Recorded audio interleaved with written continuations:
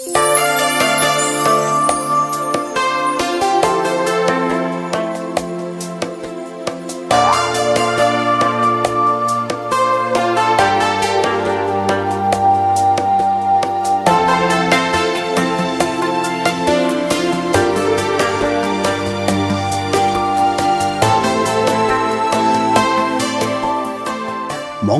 тэмээ тэнгэрийн амтан гэж дээдэлж ирсэн. Монгол ёс заншлын 8 цагаан морь, 1 цагаан тэмээ, эрхэм дээд 9 цагааны бэлэгт ордог. Тэмээг 5000 гаруй жилийн өмнөөс гаршуулан эдлэг хэрэглээнд бий болгосон гэж эрдэмтэд тогтоосон байдаг. Дэлхийд нэг бүхтэй, хос бүхтэй гэсэн 2 төрлийн тэмээ бий. Дэлхийн нийт тэмээний 90%-ийг наран бүхт буюу ганц бүхт тэмээ, 9.6%-ийг хос бүхт тэмээ эзэлдэг. Хятадын хойд говь, Монгол, Халимаг, Казахстан, Киргиз зэрэг улсад 2 бүхт тэмээг үржүүлэн унлаг эдлэгэнд хэрэглэж байна. Монгол улс бол хос бүхтэй тэмээний өлгийн нутаг. 2025 оны Малт хооллогын дүнгээр тэмээн сүрэг 501 мянга тоолуулсан нь өссөн үзүүлэлттэй юм а. Хос бүхт тэмээний аж ахуй, тэмээний гаралтай түүхийд бүтээгдэхүүн үйлдвэрлэлийн салбар нь олон улсын хэмжээнд ялгарах өвөрмөц онцлог, стратегийн чухал ач холбогдолтой төдийгүй тэмээн соёлыг олон улсад зурчлан таниулах нь чухал байсаар. Монгол улсын ерөнхийлөгч жил бүрийн 1-р сарын 24-нийг тэмээний өдөр болгон зарласан. Монгол хүн морин хуур Монгол морь ургал хүн холбоотой. Бас дээр нэг сайхан бахархал нэмэгдэж байна. Энэ бол Монгол тэмээ. 1 сарын 24-ний өдөр тэмээнийхээ их нарыг ерөнхийлөгчийнхээ явдлаар хийж байх ийм уламжлалыг өнөөдөр бид нар тогтоож байна. Өнөөдрийг бид нар Монгол тэмээний өдөр гэж нэрлэж байгаа. Тэмээний өв соёлыг уламжлуулах, тэмээ бол өөрөө бас хариулахад маш тийм хүнд хөдөлмөр шаарддаг, олон жилийн хөдөлмөр төлөв гэхэд их удаан төлөвлөдөг тийм ээ. Тэр ингээд манай нутгийн тал хэсэгт нь одоо тэмээтэй аймагуд байгаа. Тэгэхээр энэ тэмээчдэд тэмээтэй аймагуудад энэ одоо үнэхээр гайхамшигтай сайхан мэдээ. Энүүгээрээ дамжуулаад бид нар олон улсад ч гэсэн Монгол улсаас сурчлах, ондоочлоо харуулах ийм боломж бүрдэж байгаагаараа их онцлог байгаа. Монголчууд тэмээтэйгээ ийм сайхан ойрхон байгаалагчтайгаа ойрхон амьдарч байгаа. Дээрэс нь энэ их үзэсгэлэнтэй бас хүчирхэг тэмээг амьдрал ахуйда хэрэглэж ирснийг өв уламжлал соёлыг биеэр ингэж үзэж байна. Ийм олон тооны тэмээтэй газар бас очиж үзээгүй, ийм тэмээн донд орж үзээгүйгээрээ ирж харж бас биширч байна. Бүх улс орнууд хөгжилж явж байгаа энэ цаг үе мөчид монголчууд өөрсдийн тэмээ маллах, энэ тэмээчин уламжлалаа энэ их хурдтай хөгжиж яваа хөгжлийн донд марталгүй, үлдээлгүй хойч үедээ уламжлуулж үлдээхийн тулд энэхүү сайхан тэмцээн баярыг зохион байгуулж байгаа. Нэгдүгээрт, хоёрдугаарт энэ тэмцээн зохион байгуулж байгаа их баяр наадамд нутгийн ард иргэд хүүхэд хөгшөдгөө сайхан оролцож байгаад өнөөдрийн энэ наадамд Монгол улсын ерөнхийлөгч бас хүрэлцэн ирсэн байгаа. Энэ хэмжээгээр бас бүгд чухалчиж үзэж байгаад өндөр сэтгэл төрүүллээ. Дэлхийд ховордсон хос бүхтэй тэмээний удмын санг хадгалж үлдсэн цөөн орны нэг нь Монгол улс. Говь зүйлийн экологийн нөхцөлд амьдрах зохицол нь гайхалтай бүрдсэн энэ амьтан халуун нарнаас биеэ хамгаалах, ус чигийг алдахгүй барих, өвлийн хүйтнээс хамгаалах хос бүхтэй элсэн хөрсөн дээр явах том тавхаатай, говь зүйлийн өргөцлөг өвөрмөц ургамлаар хооллох, олон хоногийн өл даах зэрэг давуу талтай. Тэмээ хэвтгэхтэй залааны 2, өвдөгний 2, тойгны 2, өвчүүний 1 бүгд 7 сайран дээр тулдаг учраас зундаан нэмэх 60-аас 70 хэм хүртэл хааж өвөлдөө хасах 30 хэм хүртэл хүйтэрдэг газрын гадаргаас биеийг нь хамгаалдаг. Тэмээ алдсан барааг өдөр шөнө ялгалгүй хардаг, үнэр сайн мэдэрдэг.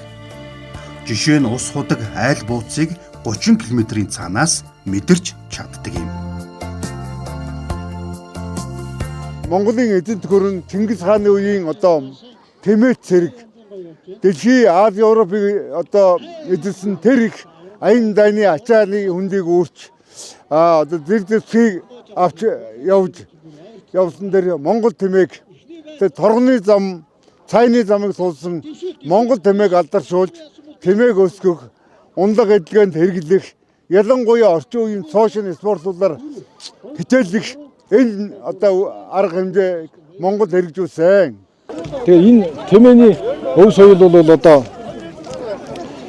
цаашаа одоо төвөн дэлгэрэх одоо энэ малчтын өв соёлыг энэ улсаас одоо дэмжиж байгаад их сайшаалтай сайхан байна. Тэмээ бол говь талдаа элсэрхэг тийм газар их зохимжтой байдаг штэ.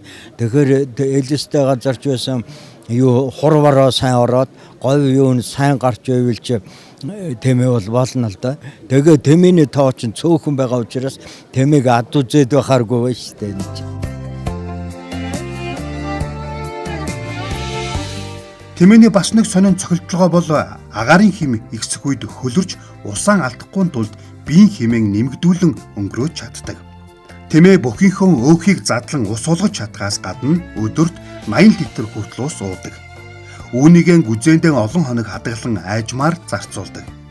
Биедээ хэмжээний өөх хуримтлуулдаг хоёр бүхнөөс гадна гадар дотор өөх нь 80-аас 100 кг хүрнэ. Энэ нь 903 мянган килокалоритой тэнцэх илчилгээний нөөц. 100 г өөх задрахад 107 мм ус гаргадаг гэж үзэхэд тэмээний усны дутагдлыг хангах нэг их үүсвэр нь өөх болтгоо. Дуршилтаараа тэмээгээ идүүлэхгүй услахгүй байлгахад 56-аас 70 хоног, өвс өгч услахгүй байлгахад 78 хоног, зөвхөн ус өгч байгаа нөхцөлд 86-аас 131 хоног дис чадсан тухай тэмээчэд хэлж байсан юм а. Мөн тэмээний ашиг тусыг эзэндээ нээлттэй тэнгэрийн сүрэг гэдгийг багталтай өгүүлж байсан юм.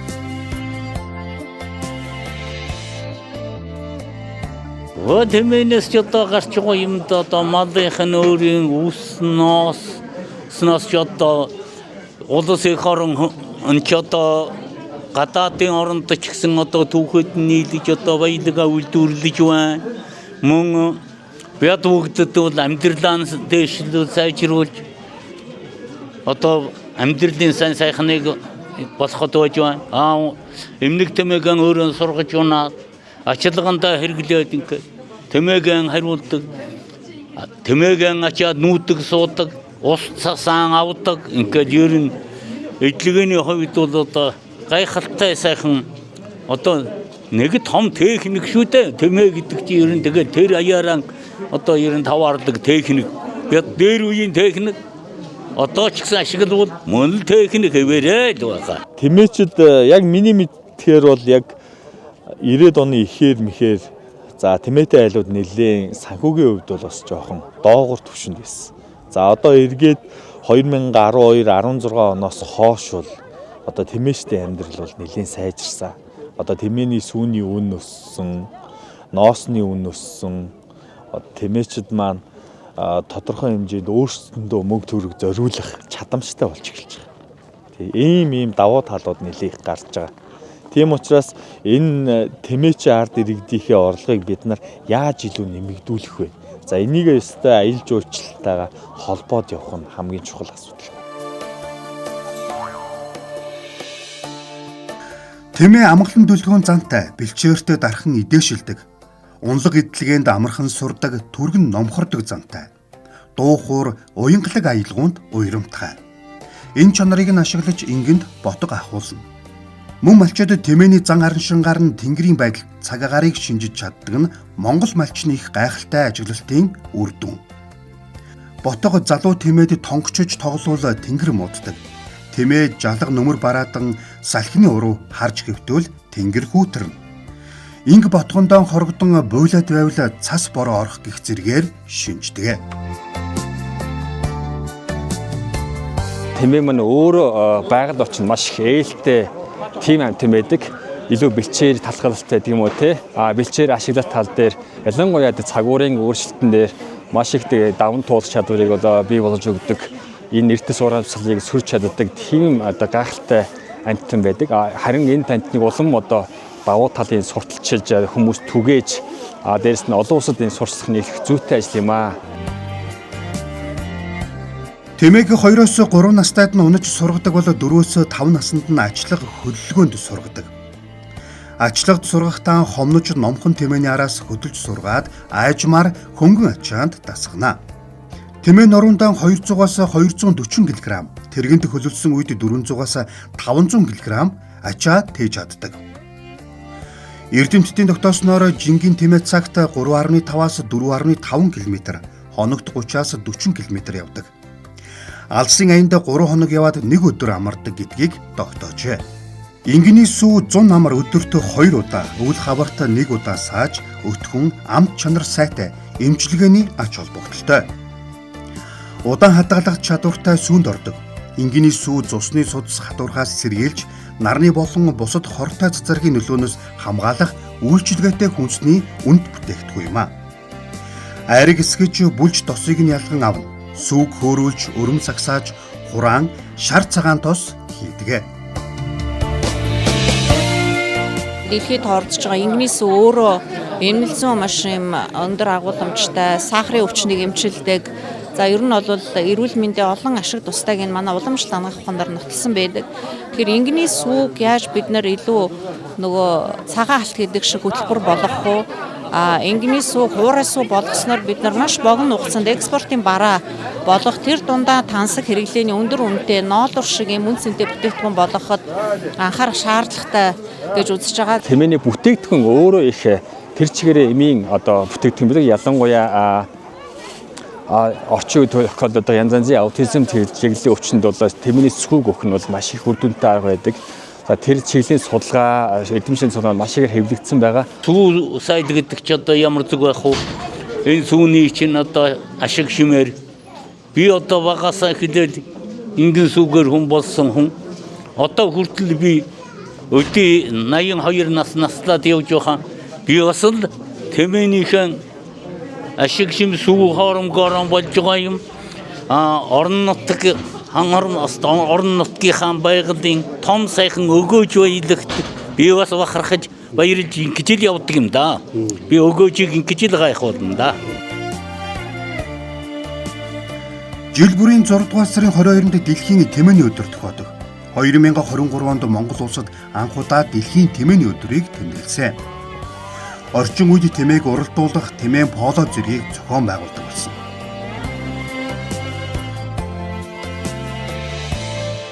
Энэ тэмээн болоо, энэ тэмээн дээрээс номц харваа, тэмээн дээрээс шагаж өрөх, энэ дэлхийд өөр хаанч байхгүй агуу спорт, агуу шин имийг зөвхөн Монголоос ирж одоо үзэж баясах болно. Өвлийн хүйтэн энэ цас шуурсан энэ үед л тэмээ гоё байдаг, тэмээ өнгөтэй байдаг, малчин цан хүрэгтэйгэн энэ одоо тэмээгийн эзэмшиж спорт тоглоом хийж байдаг өөрөнд спорт. За ер нь бол нүүдэлчин ард түмний гол унаа бол адуу мал, тэмээ, тэгээ өхөр сарлаг байдаг. Ер нь монголчууд дайн тудаан хийж аял нүүдэлж явсан ч гэсэндээ чөлөө цагтаа зугаацад цэнгдэг ард түмэн байж таараа. Тэгэхээр зэрэг хадны сүг зурган дээр тэмээ унаад харавж байгаа зураг хүртэл байж байгаа. Тэгэхээр зэрэг эртний өвгдөө ийсмаа бүртэл тэмээ унж харавж байсан уламжлал нь байсан. Харин өнөө цаг шин цагт бол яг хуу тэмээний уралдаан, тэмээн поло, тэмээн дээрээс шагааш үрэх гэх мэтийн тэмээтэй холбоотой спорт тоглоомууд төгсөж байгаа ч гэсэндээ одоо шинээр төрөн гарч байгаа тэмээ тарваа гэдэг шинэ спортын төрлийг суурийн нэг сайхан зөв дэвсээд өгчхөд энэ аянда маш сайхан эрчимтэй өгчөж дэлхийд хаач байхгүй өргөн тэмээчд оролцсон тэмээ тарваа бол их сайхан спорт болж хөгжих бүрэн ирээдүйн гэрэлгээд харагдаж байна. Монголчууд хоёр бүгд тэмээгийн дэлхийн Гиннесийн дэд амжилтанд тогтоолохоор Өмнөг аймагт 2016 онд тэмээг сургах, буйлах, унлаг эдлэгэнд хэрэгэлдэг соёлоо харуулсан олон талт арга хэмжээг зохион байгуулсан. Мөн Монголын 11 аймгийн 1132 тэмээг гарааны 6-аас нэгэн зэрэг гарган 15 км зам туулуулан уралдуулж 1108 тэмээ барайнд оруулснаар дэлхийн дээд амжилтыг тогтоож ЮНЕСКОд бүртгүүлсэн байдаг. Монгол түмэн тэнгэрийн сүрэг тэмээгээ өсгөж үржүүлж, ашиг тус эдлэгээ, соёл уламжлалыг түгээн дэлгэрүүлэх их үйлсэд анхаарч байна. Тэмээн сүрэг уудам талыг ухраан бүрхдэг, холын говийг хонхордон бүрхдэг, элсэн говийн дундаа хөлөг гэж нэрлүүлсэн их Монгол нутагтаа заан гэж дээдлүүлсэн эртээ сайхан Тэнгэрийн сүрэг, Тэмээний сүрэг.